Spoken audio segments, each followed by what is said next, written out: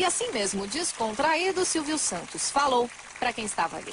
Nós de televisão estamos vendo que por mais que a Record queira se aproximar da Globo, em todos esses anos ela não passou de 11 pontos e ultimamente ela tem caído para 10, para 9, para 8 pontos, o que significa que o público dificilmente vai deixar a Globo. A Globo é um muro e ultrapassar este muro a gente só consegue de vez em quando. É claro que se você tem um jogo de futebol entre o Corinthians e o São Paulo na Bandeirantes, pode dar 30, 40 pontos, mas no dia seguinte as pessoas voltam para a Globo.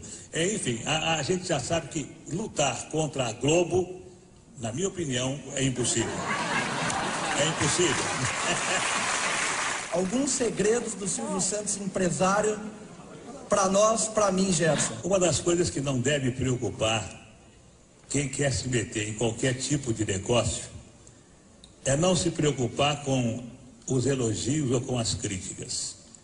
Se você vai entrar em qualquer mercado, não importa que esse mercado tenha um líder e que você nunca possa se aproximar do líder, se você não sonhar alto, se você administrar bem a sua empresa com os pés no chão, não se preocupando nem com o primeiro colocado, nem com o segundo, nem com o último colocado, se você fizer aquilo que a sua intuição manda e usar bom senso, deixando de lado a vaidade, você tem todas as possibilidades de conseguir o seu objetivo.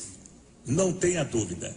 Só não consegue o objetivo quem sonha demasiado. Só não consegue o objetivo quem pretende dar o passo maior do que a perna. Só não consegue o objetivo quem acredita que as coisas são fáceis. Todas as coisas são difíceis. Todas as coisas têm que ser lutadas. E quando você consegue uma coisa fácil, desconfie, porque ela não é tão fácil quanto parece. Continue trabalhando, continue apostando na sua intuição, continue com os pés no chão e não se importe com o que a sua esposa fala, com o que os seus filhos falam, com o que os seus amigos falam, se importe com aquilo que você vive o seu dia a dia. Pelo menos foi assim que eu consegui, de camelô a ser banqueiro. A maior audiência histórica do SBT, se não me engano, foi na transmissão de um jogo de futebol em 1995, final da Copa do Brasil, Corinthians e Grêmio. E depois disso, o SBT nunca mais voltou a investir na transmissão esportiva. Por quê?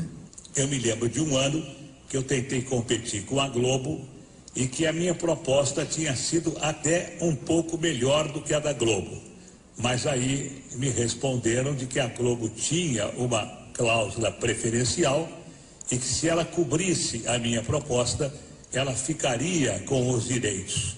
E depois dessa data eu vi que qualquer tentativa de se trazer o futebol para outra emissora que não fosse da Globo seria uma tentativa que não daria resultado.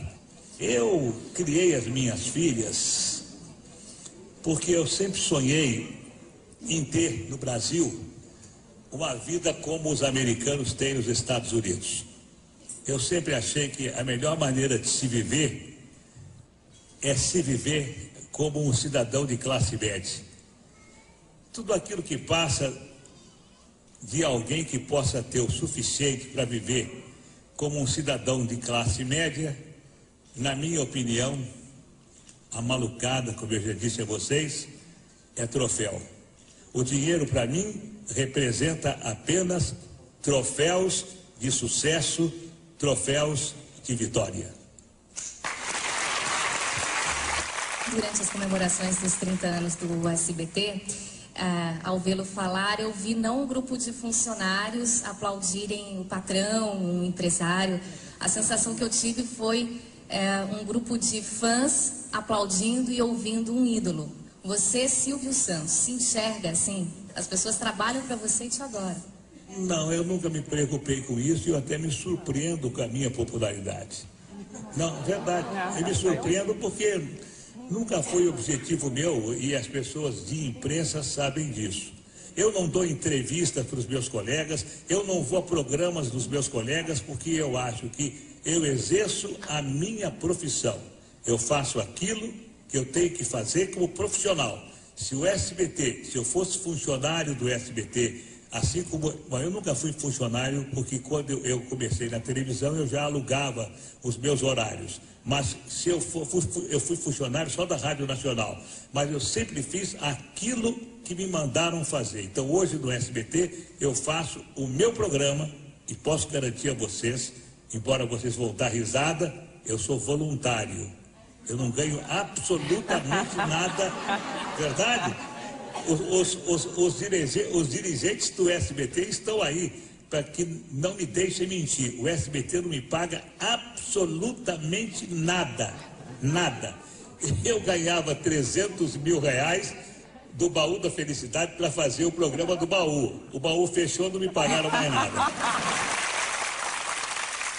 Só quero agradecer a vocês terem vindo e terem escutado toda essa minha história, porque o livro que o Arlindo fez, um grande amigo meu, ele fez por conta própria, e eu fiquei muito contente, porque o livro que ele fez de mim fez com que ele tivesse uma velhice um pouco mais confortável. Venderam muitos livros, mas se tivesse que contar a minha história desde os 14 anos, quando eu comecei a minha vida de camelô, ou desde a escola pública, quando eu comecei a vender doces no recreio para ganhar doce, eu acho que dariam 3 ou 4 volumes.